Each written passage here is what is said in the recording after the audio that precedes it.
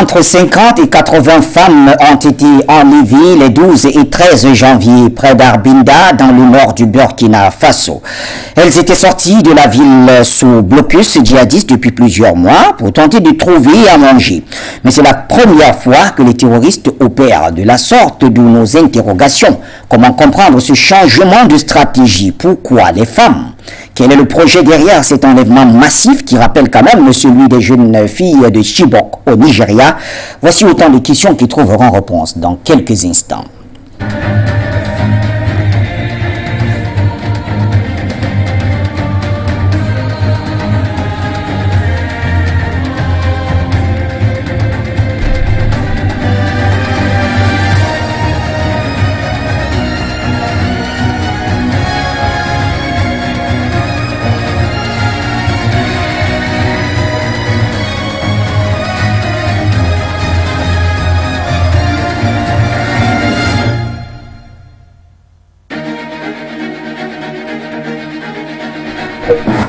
Bonsoir l'Afrique et bonsoir le monde. Bienvenue mesdames et messieurs à cette nouvelle édition du Point sur l'actualité. Vous êtes bien sur les antennes de Foyo Média Africa. Le Burkina Faso nous intéresse avec cette nouvelle stratégie des terroristes qui consiste à enlever des femmes. Donc sur 2 jours, ils ont enlevé entre 50 et 80 femmes qui allaient tout simplement se ravitailler en denrées alimentaires. Et bien, on s'interroge justement sur le projet qui se cache derrière cet acte terroriste. Et nous en parlerons avec vous, surtout ceux qui nous suivent sur la 96.3 FM. C'est en radio et même sur Eutelsat, mais naturellement sur Facebook et YouTube pour les internautes, sans oublier ces nombreux autres qui ont téléchargé l'application Foyo Média Africa, et tout cela nous honore. Et pour en parler, 2 de nos meilleurs consultants, pour ne pas dire 2 de nos meilleurs panélistes, ces jeunes loups, c'est comme ça qu'on les a surnommés, en tout cas c'est les aînés qui les ont surnommés ainsi. Vous vous en doutez bien, nous sommes avec notre consultant permanent, Jonathan Batengeni. Bonsoir, Joe. Bonsoir, mon frère Bachir Mohamed Adam. Bonsoir. Le plus grand journaliste de la Terre. C'est trop osé, en tout cas, laissez Abou dire ça. Ok. Abou que nous saluons d'ailleurs, Abou qui sera de notre le plus grand journaliste de la Terre. Bonsoir à tous les copanélistes, surtout mon frère que vous allez présenter de vous l'autre pouvez côté. le citer, hein, on sait qu'il est Nestor Podacier, voilà, le grand combattant. Oui. C'est un plaisir de savoir que nous avons des grands leaders. Moi, je ne sais pas pourquoi nos grands frères nous appellent les loups. Oui. Il n'y a pas les loups en Afrique. Nous ne sommes pas des loups. Nous sommes peut-être des lions, Oui. bien des panthères ou des léopards.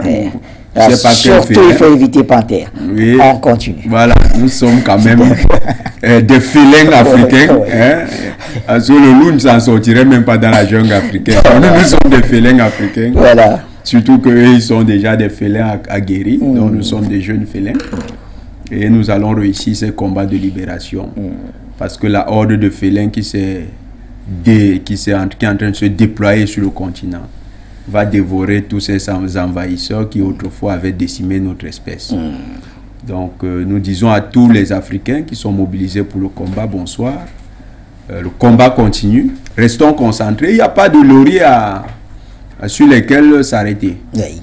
Les demi-victoires, les victoires d'étape, ce n'est pas devenu la chanson de tous les jours. Oui. Notre combat doit progresser. Ça doit monter d'un cran. Nous avons le Niger. Nous voulons que le Niger tombe dans le giron panafricaniste. Nous avons la Côte d'Ivoire. Nous avons même au Cameroun un grand combat à mener. Donc, les panafricanistes, continuons la mobilisation. Il n'y a pas à dire, on a le Mali, ce n'est pas un contentement, on a le Burkina, on a la RCA. Non, ça, c'est déjà des éléments. Même ça, ce n'est pas encore totalement acquis. Donc, nos frères qui sont là-bas se battent toujours. Nous devons continuer. Les pays à libérer sont plus importants que ceux qui sont déjà libérés. Oui, oui. Nous saluons donc tous les techniciens, la direction générale, le personnel, les autorités du Cameroun, particulièrement les forces de sécurité et de défense. Et là, nous élargissons à tous ceux qui, en Afrique, se battent et donnent de leur vie. Nous adressons nos condoléances à leurs familles. Nous demandons la libération inconditionnelle et sans délai de notre sœur Edith Pluchéry Ballet, qui est embastillée par le dictateur despote sanguinaire d'Abidjan, Alassane Dramane Ouattara. Nous savons que cette dame est devenue la Rosa Parks du combat panafricaniste. Oui, Edith, tu es notre Rosa Parks, s'il y a un parallèle. Nous attendons donc des Martin Luther, des temps modernes en Côte d'Ivoire pour porter ce combat à tes côtés, pour amener à ta libération. Pourquoi pas? Madame Puchéry Ballet, demain nous allons faire une petite comparaison pour que les combattants de Côte d'Ivoire puissent engager un combat pour sa libération. Pourquoi pas? Et nous dénonçons le pseudo-congrès panafricaniste qui va être organisé au Maroc. Le Maroc actuel, nous ne parlons pas du Maroc historique, le Maroc actuel n'a aucun engagement panafricaniste. Le Maroc est illégitime pour organiser un congrès panafricaniste. Cette mascarade qui doit être sous les ordres de Paris, nous demandons à tous les panafricanistes de le boycotter, de le dénoncer et de montrer au larbin de la France-Afrique, le ministre des Affaires étrangères du Togo, M. Ducé, que les panafricanistes ne se laisseront pas prendre à cette comédie. Merci Jonathan Batenguini. Eh bien, vous avez cité Nestor Podassi qui est notre second invité. Eh bien, il est là. Nestor, bonsoir. Bonsoir Bachi, bonsoir à Jonathan Batenguini. Bonsoir à mes co-panélistes. Bonsoir au PDG du Forum Média. Bonsoir à tous les techniciens. Bonsoir à tous les téléspectateurs du Forum Média, ceux qui sont sur l'antenne satellite, ceux qui sont sur la page YouTube et Facebook. Vous avez mes salutations fraternelles et révolutionnaires. La patrie ou la mort, nous vaincrons. En bas les valets locaux et l'impérialisme. Merci Nestor Podassi. Alors Nestor, on parle du Burkina et donc cet enlèvement massif à Arbinda dans le nord du pays. Qu'est-ce qu'on sait jusqu'ici? Ce qui s'est passé à Arbinda, c'est un enlèvement organisé par l'ONU et la France et toute la bande de l'OTAN. Et c'est eux qui ont organisé cela, mais cela montre les signes de faiblesse.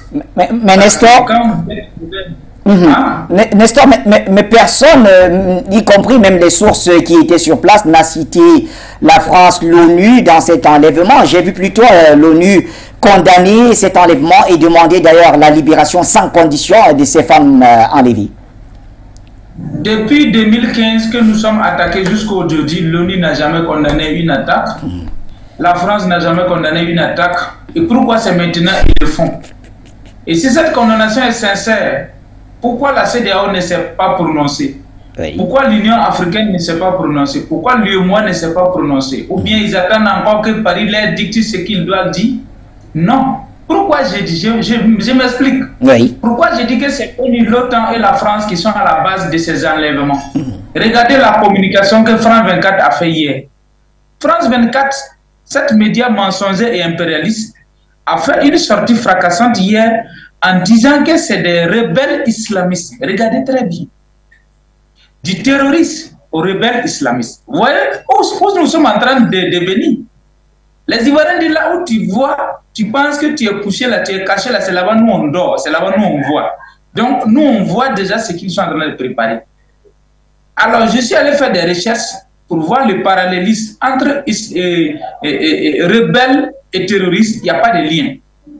Alors pourquoi les terroristes au Burkina Faso, comme l'armée burkinabé monte en puissance actuellement, ils organisent une rafle des femmes et des filles, 40 personnes, comme ce qu'ils ont fait à Chibok au Nigeria.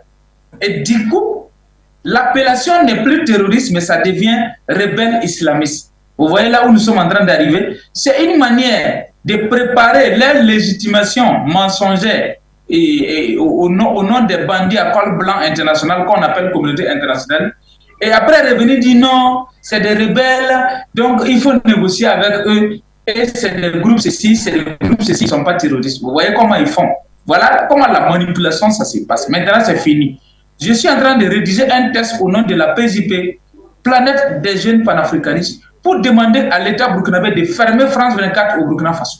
Voilà un peu ce que je suis en train de dire. Parce qu'ils ont mis les médias terroristes en avance pour préparer le terrain, afin que la France sorte faire condamnation, l'ONU fait semblant de condamnation, et après ils vont dire, bon voilà, nous-mêmes on est aux côtés de vous, voilà ce que nous demandons, négocier avec ces rebelles, et on fait la paix. C'est pour ça qu'on appelle rebelles islamistes, des terroristes rebelles islamistes. Allez-y faire les recherches. Est-ce qu'il y a lien? Je ne pense pas. C'est pour cela que j'ai dit, les parrains, c'est eux qui ont donné cette stratégie, et en même temps envoyer une autre façon de communiquer pour les légitimer, pour les laver, pour nous faire avaler cette pilule. Mais ça ne passera pas ici, nous sommes éveillés. Donc l'État doit suspendre France 24 le plus vite possible. Merci beaucoup. Voilà le premier jet de Nestor Podassi, Jonathan Batengini. Alors, comment avez-vous appris déjà cette nouvelle? On sait que c'est la première fois. Au Burkina Faso, jamais les terroristes n'ont procédé de la sorte. Très amusant d'abord. Amusant? C'est amusant. D'accord, je voudrais bien voir ce qui est amusant. Parce que c'est une tragicomédie. C'est amusant parce que c'est RFI et France 24 qui ont commencé à communiquer dessus. Oui. Quel était donc l'objectif de cet enlèvement? C'est la première grande question. Dans la lutte de la jeune française contre les mouvements de libération africains, oui, et aujourd'hui par les États émancipés africains comme le Tchad, le RCA, le Mali et le Burkina Faso, la jeune française développe une stratégie qui articule à la fois l'attrition des forces rebelles et une communication qui vise à donner l'impression que ces pays sont incapables d'assurer leur sécurité. C'est donc un tandem. Les mercenaires qu'on appelle terroristes, qui travaillent en fait pour l'OTAN collectif, pour la jeune française, ces mercenaires ont un rôle bien précis. Il faut créer l'insécurité. Il faut semer des doutes. Il faut donner du contenu qui sera récupéré par les agences de communication, qui sera récupéré par les agences de propagande du discours occidental. Or, le discours occidental sur le Mali, le Burkina et la RCA, c'est lequel? C'est que malgré le partenariat, particulièrement la RCA et le Mali avec la Russie, la Fédération de Russie, ça se fait pas encore totalement. Ces pays sont en train de peiner face à des hordes de barbares dont les seuls aptes à combattre seraient les soldats occidentaux. Voilà le narratif occidental. Ces gens sont incapables d'assurer leur sécurité. Leurs populations sont malmenées, leurs populations sont tuées, leurs populations sont égorgées par ces barbares, parce qu'on présente les mercenaires qui travaillent pour l'Occident comme des barbares, des sauvages venus de nulle part. Leurs armes sophistiquées et de fabrication récente comme des cadeaux du miracle divin. On dirait que Jésus-Christ est revenu parmi nous et qu'il travaille avec les terroristes. Et quand ils disent Seigneur, Seigneur, nous n'avons plus d'âme, il dit placez-moi des bâtons et je les transforme en âme. Voilà comment on donne à l'Africain, on mythifie et on mystifie la réflexion sur le terroriste. Or, le basique veut qu'on se pose d'où viennent les armes des terroristes. Quand ils ont des pick-up Toyota qui ne coûtent pas, nous sommes en Afrique, au sud du Sahara, où il n'y a pas assez d'industrie qui fabrique. La majorité d'industries, c'est le montage. Et c'est encore dans des pays qui sont technologiquement très avancés pour notre contexte. Le Nigeria. Il y a un semblant au Cameroun. Un semblant en Côte d'Ivoire. Bon, quand vous quittez là, tout est importé. Importé. Mais vous voyez des terroristes avec des 4x4 Toyota. Et ces 4x4 ne sont pas des 4x4 d'occasion qu'on aura acheté au marché noir en Europe. Non, c'est des 4x4 neufs. Et c'est les 4x4 qui sont calqués sur le modèle de l'armée tchadienne. Comment ces terroristes savent que ces 4x4-là sont les plus efficaces? Il faut bien des militaires pour les orienter. Mais dans le cas actuel, je voudrais préciser que les sources rapporte que les assaillants étaient en moto. Non, on va arriver au cas de moto. Il n'y a encore aucune usine au Burkina, encore moins au Mali, qui fabrique les motos. On importe les motos. Aujourd'hui, à partir du Nigeria, on a accès à un stock de motos, mais la plupart, ça vient d'ailleurs. Comment les terroristes réussissent-ils à avoir autant de motos? Est-ce qu'il y a une banque dans le Sahel, dans le désert, où les terroristes disent fabriquons les Naira, allons acheter les motos au Nigeria, allons acheter les motos en Europe? Les terroristes achètent ça quelque part. Les terroristes ont-ils des usines? Depuis que l'armée burkinabé, l'armée malienne patrouille dans le désert là, vous avez déjà entendu qu'ils ont trouvé une usine qui tournait à plein régime et qui permettait de financer l'économie des terroristes? Il n'y en a pas. Parce que l'argent qui est donné aux terroristes, ils ont toujours des biens neufs, claquants, qui viennent d'être fabriqués. C'est l'argent qui sort de la France, le CFA, le même CFA. Même les euros, ça vient de là-bas. Même les dollars, les terroristes ont toutes les devises. Ils ont le dollar, l'euro, le CFA. Qui leur donne autant d'argent? Ils ont une diaspora terroriste qui travaillera en Occident? Non, c'est les États occidentaux qui leur donnent ces moyens. Donc, nous démystifions d'abord cette vision du terroriste qui serait un voyou sauvage, barbare, qui sort nihilo, un paysan désœuvré, déshumanisé, et qui défend ses droits et qui se retrouve en train de dire bon, comme l'État ne protège plus mes droits, bien j'en ai ras-le-bol, je prends les armes. Oui, les bâtons ne deviennent pas des armes dans la brousse. On lui donne une arme. On l'entraîne à utiliser cette arme. Parce que Bachir, si on nous donne une Kalachnikov ici, vous et moi, on ne saura pas s'en servir. Oui. On va voir la Kalachnikov, mais nous deux, nous aurons même peur de l'utiliser. Et pourtant, on est prêt à voilà. Oui. Donc, les villageois là n'apprennent pas, les villageois ne deviennent pas rebelles terroristes par eux-mêmes. Il y a des gens qui les forment à utiliser les armes. Il faut d'abord démystifier ça. Donc, tenir un discours qui dit que l'État a laissé ses populations, c'est le pourquoi ils veulent désormais eux-mêmes montrer leur ras-le-bol. Qui les entraîne à utiliser les armes? C'est des gens qui connaissent manipuler les armes. Et qui est dans le désert et qui connaît manipuler les armes? C'est les forces de l'OTAN. C'est les forces des États-Unis. C'est les forces de la France. C'est les forces du Danemark. C'est ces forces-là qui entraînent ces terroristes. C'est elles qui leur donnent les armes. C'est elles qui leur donnent les moyens même d'identification. Comment vous savez, vous? Oui, c'est les peuples qui connaissent bien le désert, connaissent bien le Sahel. Mais comment ils savent que si on marche ici, on va trouver les militaires là-bas? Si on marche ici, il n'y aura pas de militaires. Il faut bien un repérage aérien. Il faut bien avoir des informations qui viennent du ciel. C'est elles qui leur donnent ces renseignements. Donc, le terroriste n'est pas un amateur. C'est un professionnel du crime. Le terroriste, c'est un mercenaire. On lui paye en dollars, en euros, en CFA. Parce que les banques qui fabriquent ça sont chez eux.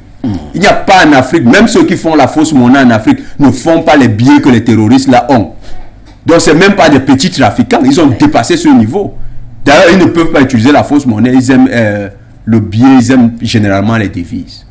Ces gens achètent donc les motos, les Toyota et les fusils avec l'argent qui leur est donné. Si même ils achètent, parce qu'on peut venir leur livrer sans qu'ils en achètent. Alors, c'est ces gens. Et regardons un peu leur mode opératoire. Pourquoi ils enlèvent les filles? Très bien. Il semble que, parce que les recherches le montrent, en Syrie, il semble que dans la rébellion syrienne, les combattants qui sont au front sont des êtres humains. Ils ont beau être payés, ils ont beau avoir des plans de rémunération mirobolants, mais ils ont des désirs humains. Et pour la plupart, ils n'ont pas été, ils ont grandi dans des environnements où ils n'étaient pas homosexuels. Donc ils ont des besoins physiologiques qui s'expriment.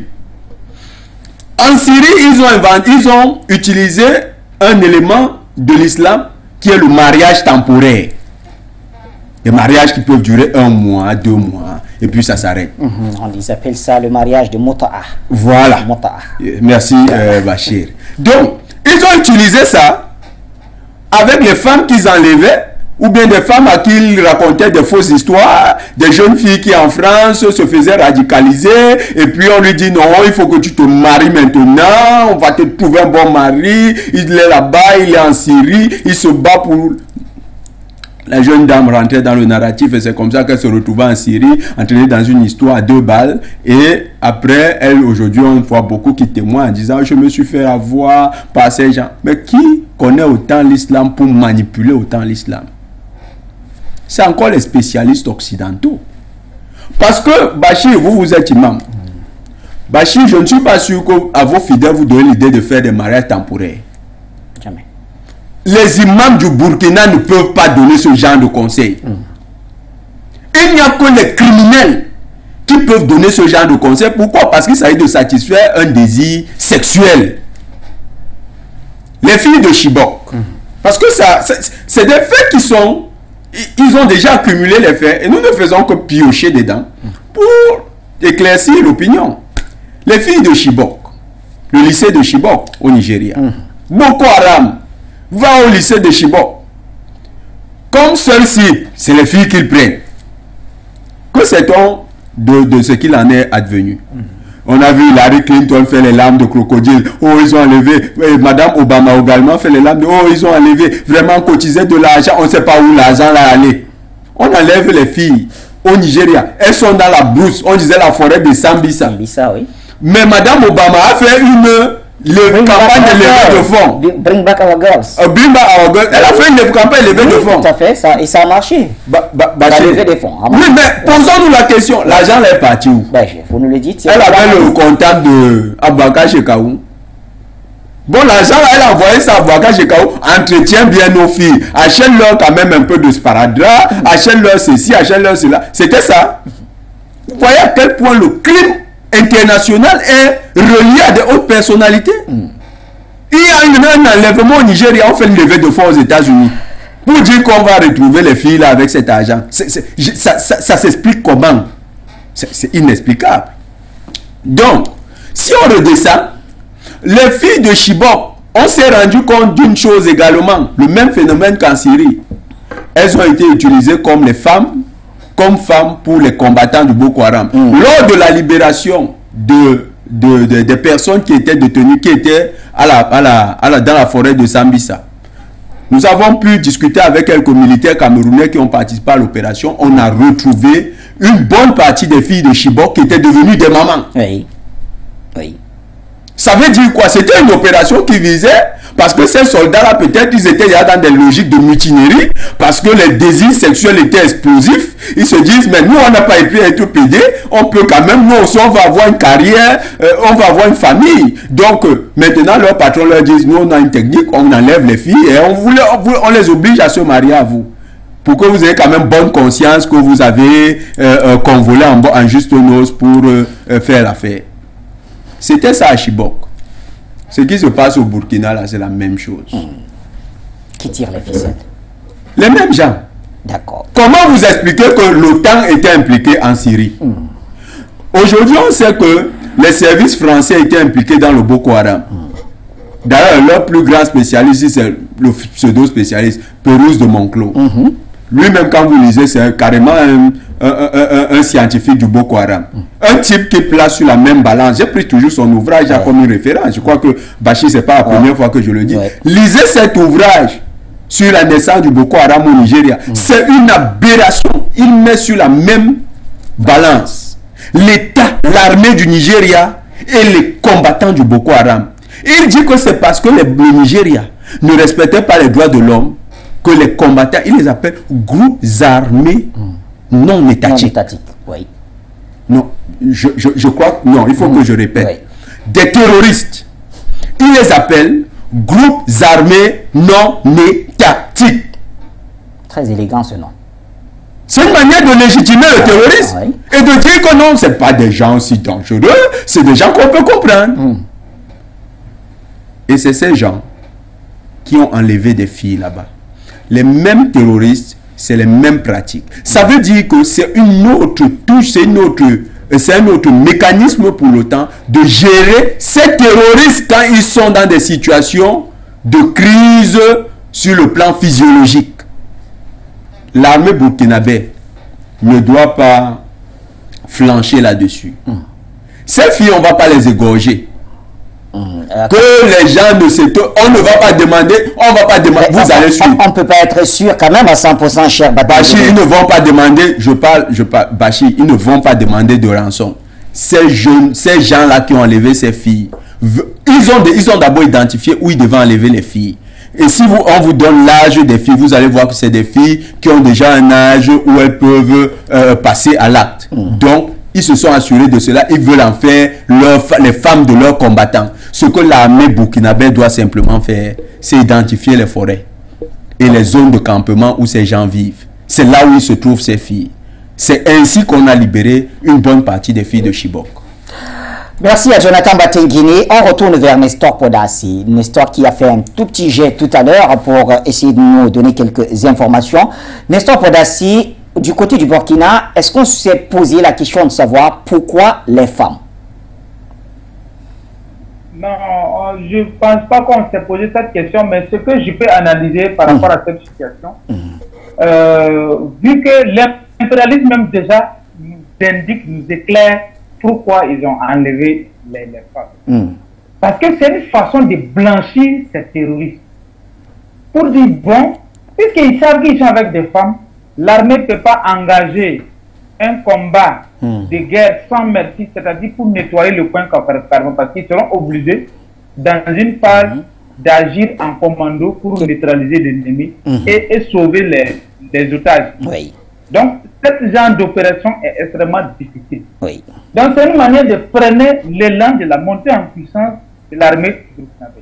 Parce que l'énergie qui vont se concentrer maintenant pour libérer ces dames, ça va freiner les actions sur le terrain du combat contre les terroristes, parce que c'est une partie des forces qui vont déployer pour chercher les 40 femmes. Donc, ils ont utilisé les femmes là comme bouclier humain.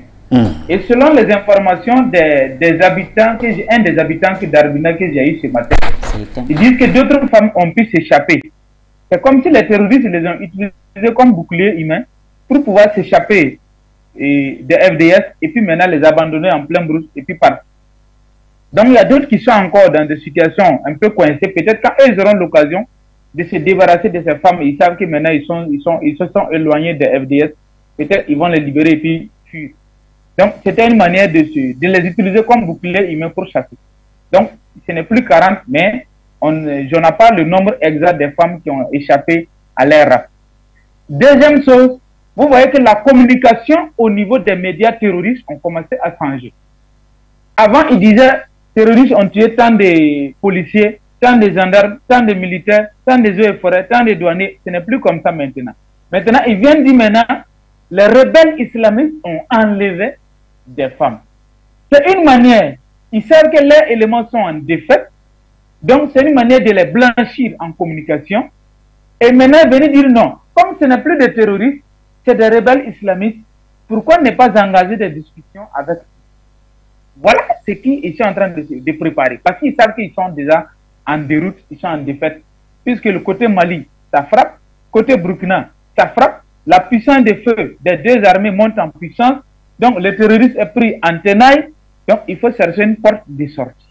Donc c'est une porte de sortie que le parrain des terroristes cherche pour les poulains et en même temps les légitimer, les blanchis du terroriste, ils deviennent rebelles. Et quand ils sont rebelles, maintenant ils vont dire que c'est un groupe armé, une insurrection armée, donc il faut négocier avec les rebelles. Ça ne passera pas ici.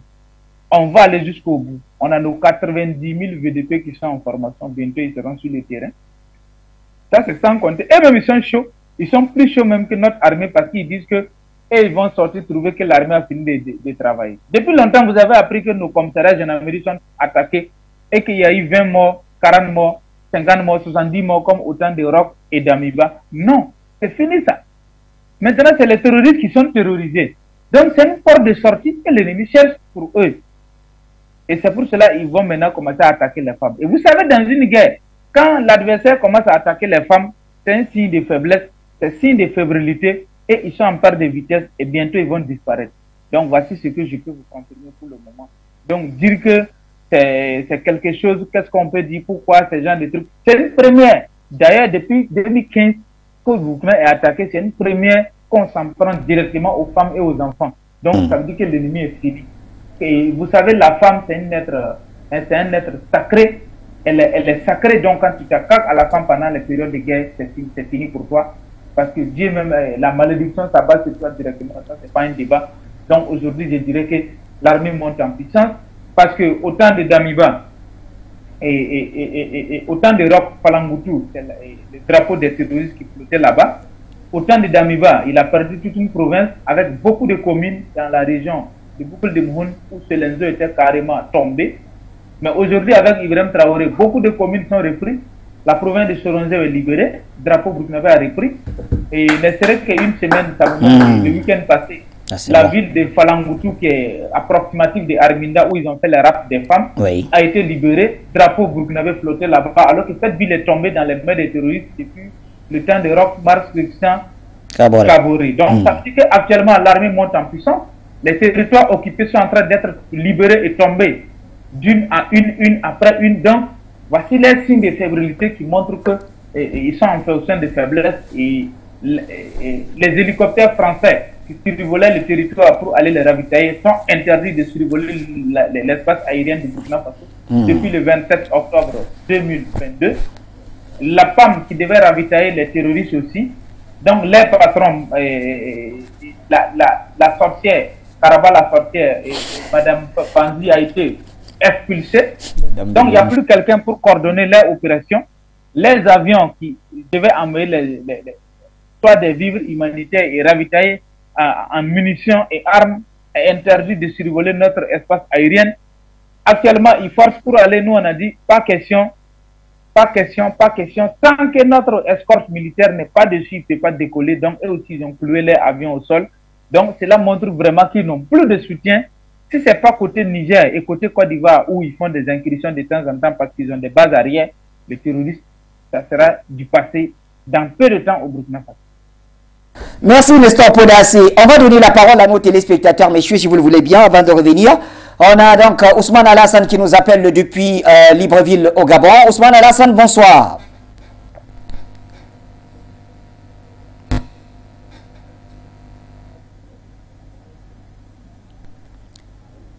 Ousmane Alassane, bonsoir, vous m'écoutez?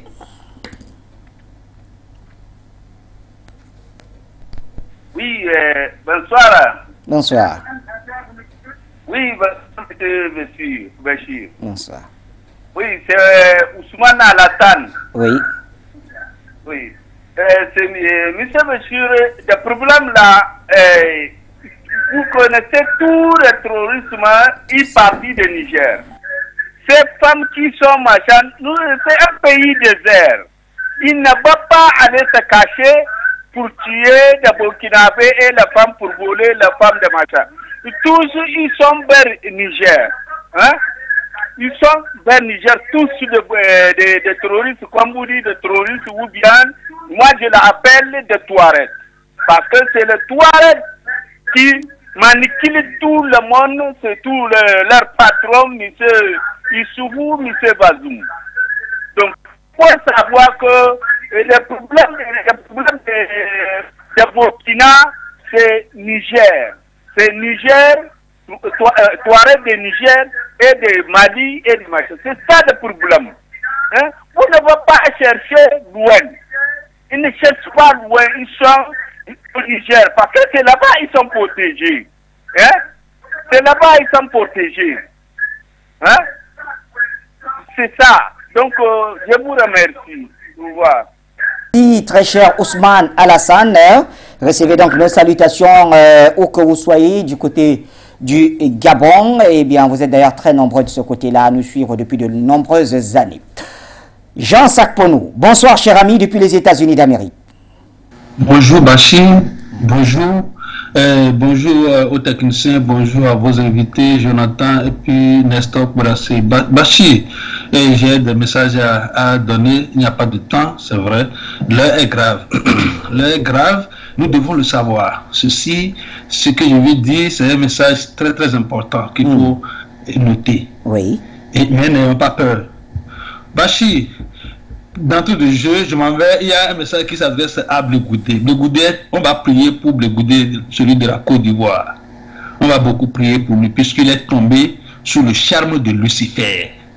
Lui qui défendait son pays, parce que la France l'a envahi, il manipule les Ivoiriens. Aujourd'hui, il me semble, il est tombé sur la charme de Lucifer de la France, qui lui fait croire qu'il va devenir président. Alors pour cela, on veut l'utiliser, et avec de l'argent, tout cela. Et il n'a qu'à se ressaisir, que les hommes de Dieu prient pour lui, parce que c'est un danger. Et en quittant là-bas, Bachir, vous savez qu'il y a 3 compagnies dans le monde qui sèment le feu partout. Et la première, c'est les compagnies pétrolières. Cette compagnie pétrolière, c'est elle qui a promis que la région du Golfe de Guinée sera bouillonnée. Le Bénin, vous savez tout ça, on l'a déjà dit physiquement. Et ils travaillent. Bachir, c'est des gens qui sont tellement méchants. Ils sont méchants que, sincèrement, mais ils se présentent comme des humains. Non. Que nos pays se ressaisissent. Que nos pays se ressaisissent. Ne pas tomber sur leur charme. Parce qu'ils ont de l'argent pour corrompre, pour manipuler. Vous voyez, c'est pour cela que notre frère, le Guadeloupéen, a été éliminé rapidement. Mais il a accompli sa mission. Lui, il a accompli sa mission, puisque les compagnies pétrolières ne veulent pas qu'il y ait d'autres sources d'énergie qui vont venir pour les empêcher à toujours exploiter le pétrole. Parce que c'est ça qui est leur vie, Bachir. C'est ça qui est leur vie jusqu'à aujourd'hui. Pour le monde entier, c'est pourquoi l'ONU, tous ce lot-là sont organisés pour ça. Parce qu'il y a beaucoup d'argent dans ça. Alors, tous ceux qui vont penser, mais Dieu fait son travail. Dieu, même ils peuvent les éliminer, mais Dieu va toujours ressusciter les gens. L'a dit Bachir, les pétroles, ça ne sera plus de valeur. Nous allons dépasser ça et utiliser d'autres sources d'énergie qui vont ne pas créer la guerre. Parce que cette source d'énergie crée beaucoup la guerre. Sommes le feu partout. Je ne veux pas trop approfondir dans ça. Sur ce, nous demandons aux Burkinabés de ne pas tomber sous la charme de la France et des États-Unis, qui leur font la cour, qui font maintenant comme si ils sont... Non, prenez votre cap directement. Renouez et scellez cette alliance avec ce pays-là qu'on appelle la Russie aujourd'hui, parce que qui va vous aider? Quand vous l'avez, c'est l'antidote des Occidentaux. Ils vont partir en même temps. N'ayez pas peur, n'ayez pas peur, n'ayez pas peur. Laissez vos orgueils. C'est très spirituel, mais ça va venir quelque chose de toute façon, même si vous voulez. Dieu nous prépare à cela. Alors soyez très très vigilants. Chassez-les. Regardez, observez-les comment. Vous voyez ce que le mal fait, non? Oui, mais ignorez ce qu'ils vous disent comme chose, comme solution, bien, je ne sais pas quoi, apport. Ne les regardez pas. Avancez sur votre chemin de libération, comme vous l'avez dit, Burkinabé. Alors, Bachir, il n'y a pas de temps, c'est vrai, mais laissez-moi dire ceci. La seconde compagnie, c'est la compagnie, c'est les industries pharmaceutiques. Très dangereuse aussi. Vous voyez le cas de Covid. Ils ont terrorisé tout le monde entier. Ils ont tué le président qui ne voulait pas les vaccins. Ils ont détruit les gens. Voilà encore une compagnie qui sème la désolation, qui sème la peur. Mais ils sont vaincus. Nous disons aux Africains, soyez serrés. Et soyez serrés. Et la troisième, c'est la compagnie minière. Mais ça là, ce n'est pas trop intense. Mais toujours ça parce que de l'or, ils disent que tout cela leur appartient. Lucifer dit que tout cela lui appartient. Mais ils n'ont qu'à aller chez eux. Nous sommes gardiens, les Africains sont gardiens de la terre africaine. Que tous ceux-là sachent que nous défendons notre droit de défense. Parce que Dieu nous a donné, nous a mis comme gardiens de ce que nous avons sur la terre. Nous devons les défendre jusqu'à la mort. C'est ça notre mission. Défendre pour que les gens ne viennent pas nous tuer et ramasser, aller chez... Non, mais partageons cela dans l'humanité, dans l'humanisme. Ce que l'Occident ne veut pas faire. Parce que les gens te voient toujours comme supérieurs. C'est ça ce qu'ils ont installé, mais ils ont échoué. Parce que le temps que nous passons maintenant, c'est un temps de renouvellement de l'Afrique. C'est un temps que l'Afrique soit restaurée, quel que soit ce qu'ils font, quel que soit leur armement. Non, l'Afrique doit être restaurée. C'est pourquoi je disais hier que toutes les tentatives seront dévoilées et échouées. Échouées. Soyons sereins. Merci. Je ne veux pas trop parler. J'ai trop dit, mais vous m'excusez. C'est ça, le temps est grave. Mais n'ayez pas peur. N'ayez pas peur. Nous sommes en guerre et Dieu est avec nous. Nous avons la victoire. Merci. Bye. Merci à vous également, cher Jean Sarpono, du côté des États-Unis d'Amérique. On va rester au téléphone avec Abou. Il nous appelle d'Angleterre. Bonsoir, Abou. Bonsoir, mon très cher frère Bachir Ladan.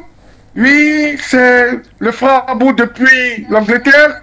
Je salue tous tes invités de marque et je confirme, Bachir, vous êtes le meilleur journaliste du monde. Et les deux lions, comme Batigene lui-même l'a dit, nous sommes fiers d'eux. Et je salue les techniciens et tous les appelants. Bachir, en ce qui concerne la problématique d'aujourd'hui, vous savez, c'est ce qu'on a l'habitude de dire en Côte d'Ivoire, que le chien ne change jamais sa manière de s'asseoir. Les deux brillantissimes invités, les lions, ont déjà dit tout. Vous comprenez?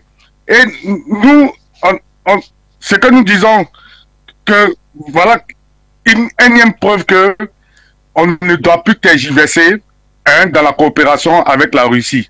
Vous comprenez?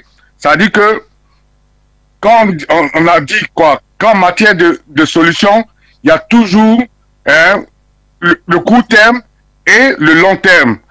Dans le court terme, là, il n'y a pas de honte à collaborer avec la Russie. Il n'y a pas de honte à collaborer totalement. Ce qu'ils sont en train de préparer avec un truc comme on appelle ça même la riposte burkinabé, en enrôlant les volontaires, tout ça, ça c'est pour le long terme. C'est pour le long terme. Si on veut attendre que cette opération-là finisse, ils vont tuer beaucoup de Burkinabés.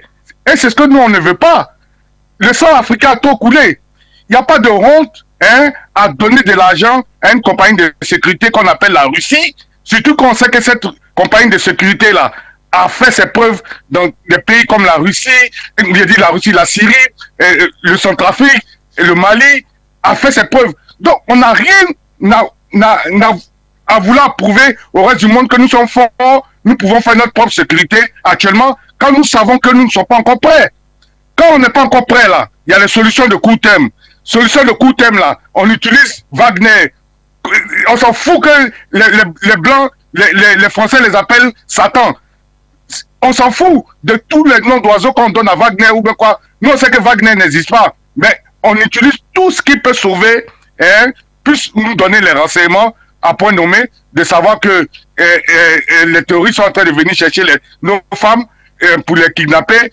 Tout ce qui peut nous aider à empêcher les terroristes de frapper. Ça veut dire que prévenir est mieux que guérir, comme ici on le fait. Il faut terroriser les terroristes. Ça veut dire qu'il faut les frapper avant qu'eux-mêmes puissent frapper. Ils sont tellement à l'aise qu'ils ont le temps d'aller prendre 40 femmes. Et on a vu que c'est le même système. Depuis longtemps, ils l'utilisaient au Nigeria. Ils veulent l'utiliser encore. Et le lion Podacé a dit que la communication a déjà commencé. Ils ont déjà commencé à choisir des thèmes rebelles, pour dire que non, c'est des Burkinabés qui sont en train de faire ça. Il faut négocier avec eux. Pareil qu'ils ont fait en Côte d'Ivoire. Donc, il faut que les gens là cessent de prendre les enfants de Dieu, que nous sommes, nous les Africains, pour des canards boiteux. Ça veut dire qu'on pense, ils ne réfléchissent même pas beaucoup quand ils veulent faire les trucs. C'est la même chose qu'ils ont utilisé ailleurs, ils veulent l'utiliser encore aujourd'hui. Comme ça, en Mondial Vision, en plein 21e siècle où il y a For You Media, il y a Afrique Media, il y a tout cette chose comme ce réveil panafricaniste où on leur montre de A à Z que les Africains sont au courant de tous les enjeux. Ils savent qui sont nos vrais ennemis, comme le lion Bategede l'a dit, c'est la France, c'est eux qui financent les terroristes, parce que les terroristes n'ont pas, il n'y a pas d'usine d'armement au Sahel, il n'y a pas de banque au Sahel. Donc tout ça, nous on sait que si on veut vraiment lutter contre les terroristes, l'argent, les billets de banque là, ils ont une bande électronique dedans. C'est cette banque électronique, la bande électronique là, elle est traçable par système GPS. On peut savoir où les terroristes sont à point nommé, parce qu'ils ont toujours du cash sur eux. Non, avec ça seulement, les terroristes ne doivent même pas exister, parce qu'on peut les localiser à n'importe quel moment et les neutraliser. Donc pourquoi on ne les fait pas? C'est parce que c'est un chaos organisé pour que la France puisse justifier sa présence encore dans cette zone-là du Sahel. Maintenant, nous les Ivoiriens aussi, nous disons que on a vu dernièrement Alassane Dramane Ouattara donner des motos à Sendou au Burkina. Et à peine il a fini de donner les motos aux terroristes à Sendou au Burkina, qu'il y a eu kidnapping des femmes. Donc nous voyons que Alassane Dramane Ouattara a sa main dedans encore. Donc il faut très être vigilant de ce côté-là. Donc je conclue pour dire que il ne faut pas avoir honte de traiter, d'emmener la Russie en tant que sécurité sur le terrain. Faire comme au Centrafrique. Il faut que la Russie intervienne directement sur le terrain, qu'il n'y a pas de honte à court terme. Et à long terme, les Burkinabés vont prendre le relais. Je vous remercie. C'était M. Abou depuis l'Angleterre. Bye bye from là. Bye bye. Merci en tout cas. Et c'est saturé au standard. On va y rester puisque du côté du Bénin, un autre appelant. Allô, bonsoir.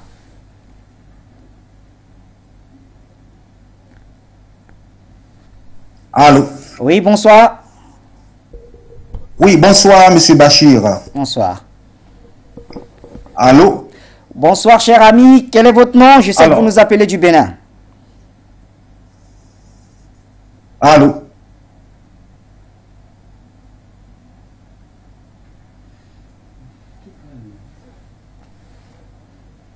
Je crois que c'est la première fois que notre appelant le fait. Vous êtes en direct, allez-y, exprimez-vous.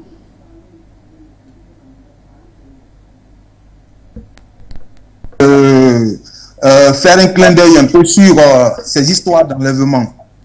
Et lorsque vous prenez, par exemple, le cas de la Côte d'Ivoire, c'est de manière générale que je veux parler, vous allez constater que les enlèvements sont... le système d'enlèvement est bien organisé.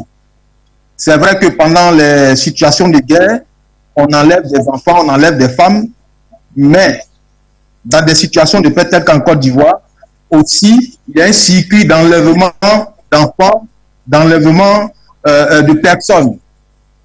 Généralement, le circuit d'enlèvement est confondu avec le circuit des migrants qui passent vers jusqu'en Libye. Ce système est bien organisé. Et vous allez voir que, généralement, les personnes qui décident de faire ces voyages-là, généralement, on leur donne de l'argent. On ne sait pas exactement qui leur donne de l'argent, mais on leur donne de l'argent pour prendre des cars jusqu'à arriver un peu dans le désert. Là-bas. Et là-bas, justement, après un certain moment, lorsqu'ils entrent en Libye, on les mettait en prison. Et la majorité de ces personnes-là, en tout cas une grande partie, sont des réservoirs d'organes humains. Voilà ce qui se passe. Voilà le circuit, le commerce qui est organisé. Voilà, j'ai l'impression que l'appel s'est coupé vers la fin avec notre ami du Bénin. Certainement va-t-il relancer l'appel. En attendant, on va du côté de Galoseli. Bonsoir Galoseli.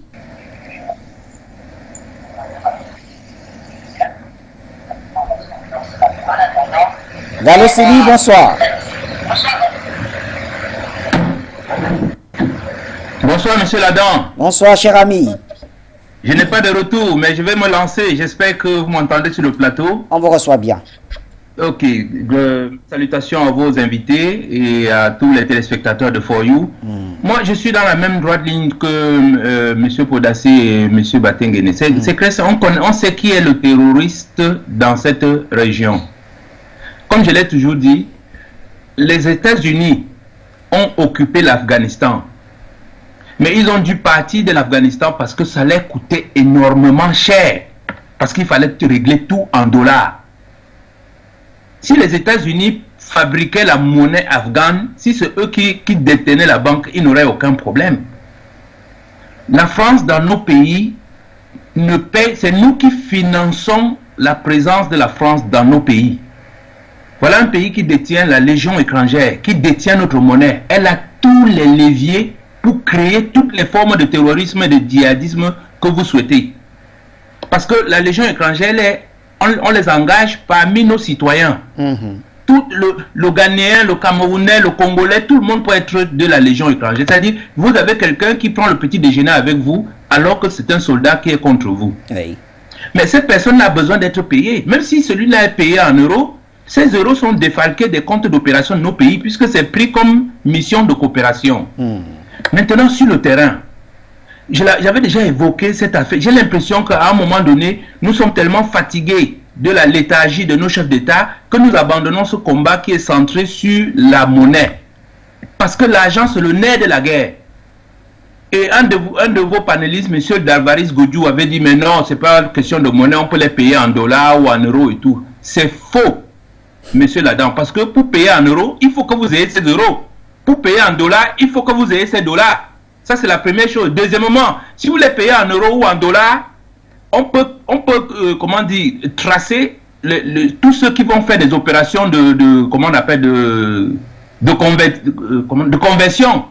Si quelqu'un veut utiliser le dollar ou l'euro chez nous, il doit d'abord transférer ça en notre monnaie. Et là, on va mettre la main sur lui, on va lui demander, mais d'où viens-tu avec cet argent? Donc, c'est pour dire que aujourd'hui, tous les jeunes qui font ces choses-là, ce ne sont pas des Burkinabés, même s'ils viennent de l'étranger, ils ont besoin des francs CFA pour vivre dans ces zones. Et qui peut leur pouvoir ces francs CFA-là? C'est la France. Donc, pour moi, pour mettre un terme à ça, c'est très simple. Il faut sortir de cette monnaie. Tout président africain qui travaille avec cette monnaie est un allié de la France. Je le dis comme ça à l'intention de Touadéra, de M. Goïta et même du jeune Traoré qui est en train d'arriver. Si vous ne vous détachez pas de cette monnaie, vous êtes les complices de la France. Et nous ne pourrons pas vous pardonner cela. Merci de m'avoir écouté. Merci à vous également, cher Gallo Sili, pour la contribution. Alors, on reste un tout petit peu au standard. Donc, on revient donner la parole à nos invités. Donc, le temps, certainement, peut-être on prendra un ou deux derniers appels. Peut-être, hein, on va le dire. Je vais réécouter un peu nos deux invités. Jonathan, je crois que c'était à vous la parole ou à Nestor? On va aller vers Nestor, puisque là, je perds un peu le fil.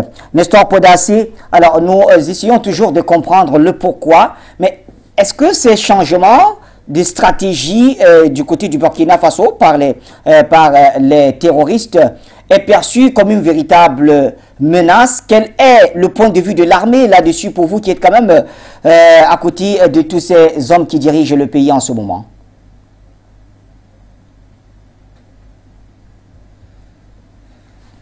Le micro, je crois qu'il n'est pas ouvert, Nestor.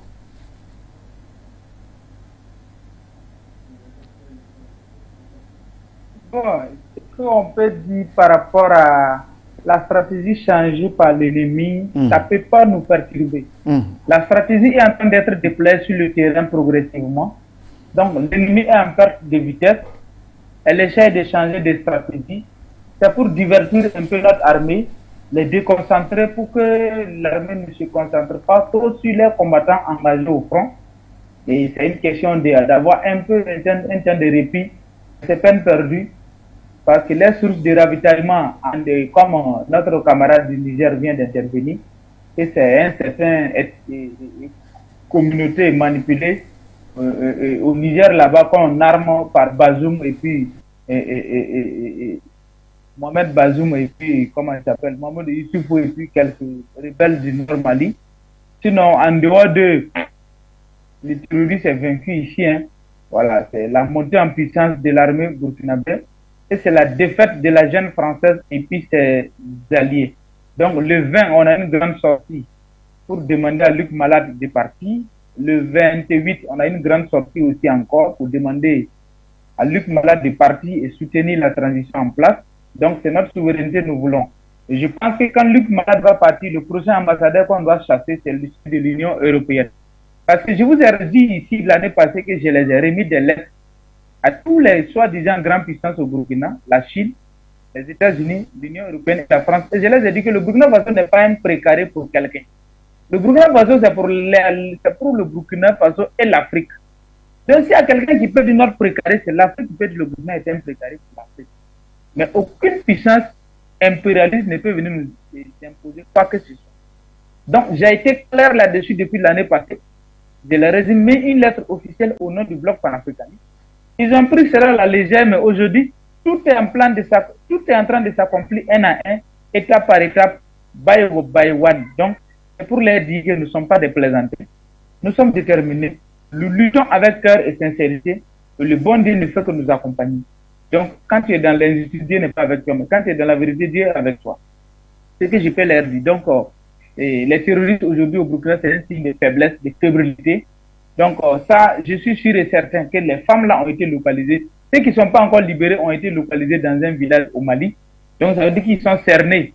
Voilà. Donc, le soutien du Mali avec les drones et l'armée aérienne et terrestre vont libérer ces otages-là dans les airs et dans les jours à venir. Donc, ça, c'est une situation déjà maîtrisée parce qu'ils sont identifiés. Je viens d'avoir un communiqué officiel où ils sont déjà identifiés. Donc, pour moi, c'est une question d'heure et de jour pour la libération de ces femmes. Ils ne pourront pas se cacher parce qu'actuellement, Mali maîtrise sa vecteur aérien. Le Burkina aussi maîtrise ses vecteurs aériens. Donc, ils n'ont plus de soutien comme ça. S'ils ne sont pas rentrés dans le territoire nigérien ou ivoirien, si c'est territoire malien et burkinabé, on va les retrouver le plus tôt rapidement possible. Donc, il n'y a pas à s'inquiéter. Ce que je peux dire, continuez à nous soutenir, vous qui êtes à l'extérieur. Continuez à nous manifester votre solidarité parce qu'il y a des ennemis internes qui collaborent avec les terroristes.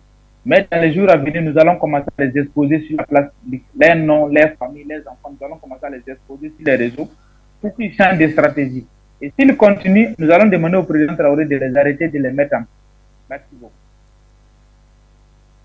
Que Nestor parlait plutôt de Luc Alad. Et je crois bien, parce que je l'ai entendu dire malade, voilà, donc c'est Luc Alad, l'ambassadeur de France accrédité à Ouagadougou. On va donner la parole à un dernier appelant, naturellement, c'est Sidi qui nous appelle du Bénin.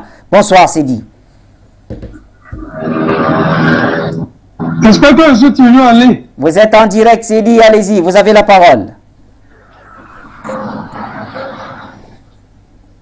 Allô Sidi, vous avez la parole, allez-y.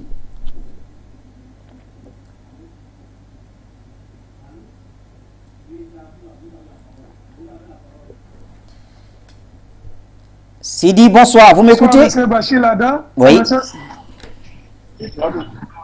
M. Siri depuis le Bénin. Très bien.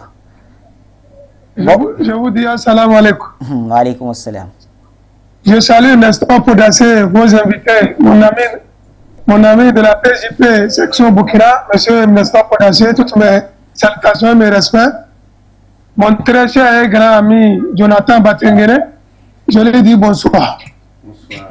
Donc, je suis heureux de les rencontrer. Bachir Lada, vous êtes un grand, et le plus grand d'ailleurs des journalistes du monde. Par rapport à ce thème, parce que, en ce qui concerne, avec ce qui commence là, il va falloir que le monde panafricain change de méthode. On est obligé de devenir violent pour éviter des actions comme ça. L'enlèvement des femmes. De plus lâche que d'enlever des êtres humains comme les femmes. Monsieur Bachir Lada. Donc, moi je crois qu'il va falloir que le monde panafricain aussi passe à la vitesse supérieure et il faut commencer par aussi menacer les ressortissants européens, américains, criminels. Et vous verrez que cette mesure de réciprocité, ils sauront qu'on a commencé par mordre aussi et ils vont arrêter. Sinon, qu'est-ce que ça veut dire? Enlever des femmes. Ce ne sont même pas des hommes. Lorsque je reviens sur la question du renseignement, c'est vrai que Nestor Podassé, mon frère de la PJP, est en train de préconiser dans le qu'on appelle de supprimer RFI et France 24. Bon, France 24 de Burkina Faso, puisque RFI est déjà suspendu.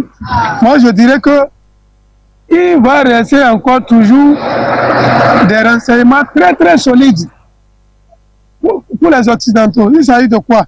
De ces prêtres. Les prêtres blancs qu'on nous amène dans nos églises. Je ne suis pas contre l'église, mais je dirais que l'Africain connaît maintenant Dieu plus que les Blancs. Ils n'ont qu'à rentrer chez eux. Parce que vous voyez, les renseignements que les Occidentaux ont, c'est facilement ils les ont parce que les prêtres et les autres vivent avec nous dans les églises et partout. Ils ont nos renseignements jusqu'au plus petit détail. Bachir, comment pouvons-nous défaire l'Occident sans défaire ceux-là? Donc vous voyez avec moi qu'il y a encore qu'on appelle du travail. Même si on allait nous parler de Dieu, pas quand même avec les descendants de marchands d'esclaves, des colonisateurs sanguinaires et surtout des néocolonialistes cyniques qu'on a aujourd'hui. Donc, Bachir, il faut chasser les prêtres blancs qui sont de véritables agents de renseignement occidentaux et américains. Donc, et vous voyez, je me rappelais avoir condamné ça, mais ce n'est pas dans votre chaîne. La disparition de la peine de mort est une catastrophe, Bachir. La disparition de la chaîne, c'est une catastrophe. C'est parce que les Occidentaux savaient très bien qu'ils préparaient le terrorisme pour envahir nos États et qu'ils ont supprimé la peine de mort. Il faut que cela revienne. Lorsqu'en Iran, ils ont tenté, la CIA, le FBI ont tenté de soulever les gens contre les régimes avec les pendaisons, vous ne voyez pas que, qu'on appelle, les marges là sont en train de diminuer. Il faut ça. Il faut ça. Donc, Bachir là-dedans, voilà ce que j'avais à dire à ce niveau. Et permettez-moi d'intervenir très brièvement par rapport qu'on appelle au thème d'hier, parce que je n'avais pas pu intervenir. Les gens n'ont qu'à nous laisser avec cette affaire qu'on appelle des sièges permanents au niveau du Conseil de sécurité. Nous n'en avons plus besoin, Bachir. C'est aujourd'hui qu'ils se rendent compte qu'on en a besoin. Nous n'en avons plus besoin. Nos priorités aujourd'hui, c'est comment sécuriser nos territoires et nos ressources minières pour assurer notre développement. Voilà notre première préoccupation. Notre seconde préoccupation, c'est comment définir nos propres directives mondiales. Quatrièmement, est-ce que les sièges au Conseil de sécurité peuvent vous refuser les enlèvements qu'on a, par exemple, au niveau des tueries, les pillages de ressources, les problèmes du franc CFA? Non. Nous avons besoin de la suppression du franc CFA qu'on appelle de nos pays, et ceci immédiatement. Parce que c'est ça qui a fait que les Européens et les Américains nous dominent aujourd'hui. Donc voilà nos priorités. Lorsqu'on va finir la création de notre propre bombe atomique en Afrique, nous allons nous asseoir et discuter maintenant avec l'Occident. Aujourd'hui, est-ce que la Corée du Nord a un siège au niveau du Conseil de sécurité? Non. Mais on discute avec la Corée du Nord parce qu'elle a une bombe atomique. Donc nos priorités ne se trouvent pas là. Donc Bachir là-dedans, voilà ce que j'avais à dire. Je salue une fois encore le président de la PJP, M. Nestor Bodassé et Jonathan Batengene. Il faut aussi répondre au niveau, comment on appelle, de Facebook et du Messenger. Nous sommes en guerre, c'est Dieu qui est fort. Assalamu alaikum. Merci à vous, cher Sidi, depuis le Bénin. C'est vous qui refermez d'ailleurs cette édition, Joe. Un tout petit mot et on s'en va. Actuellement, le Burkina comme le Mali sont en train de donner des vertiges aux terroristes. Oui. Nous devons saluer l'action des dignes présidents. Et on a suivi tout à l'heure le bilan que nous a dressé le drapeau burkinabé qui flotte désormais dans plusieurs localités. J'ai vu un communicant des terroristes pour le compte de la jeune française reconnaître que oui, le drapeau burkinabé flotte dans 2 villes à nouveau. Voilà. Donc, et Nestor l'a dit. Nestor l'a dit clairement. Oui. Les succès sont terribles. C'est fulgurant. Les terroristes tombent aujourd'hui par dizaines, tous les jours. Tous les jours. Il n'y a pas un jour où on ne lit pas des rapports où les terroristes sont tombés. C'est fini le moment où on disait non, bientôt c'est la ville de eux qui sera attaquée, c'est la ville. La peur a changé de camp. Ouais. Pour ceux qui se demandaient encore, mais le discours des panafricanistes, là, ils ont déjà apporté des solutions. Voilà les résultats. Nous demandons donc à toutes nos bases actives en Afrique. Le combat vient de commencer. Il faut la libération totale du continent. Partout où il y a encore des larbins, partout où il y a encore les larbins, le combat doit être activé là-bas. Le Burkina est en train de réaliser sa libération. Mais cette libération n'aura de sens que quand l'Afrique elle-même sera totalement libérée. Il faut noter cette remarque, c'était la remarque de Kwame Nkrumah. Il disait, la liberté d'un pays africain ne peut trouver son sens que dans la libération totale ou de la liberté totale du continent. Très bien. Merci donc à Kwame Nkrumah qui avait pensé à tout cela et à vous de l'avoir rappelé aujourd'hui à toute cette conscience africaine. Merci à toutes et à tous. On se retrouve demain à la même heure pour le même programme, Inch'Allah.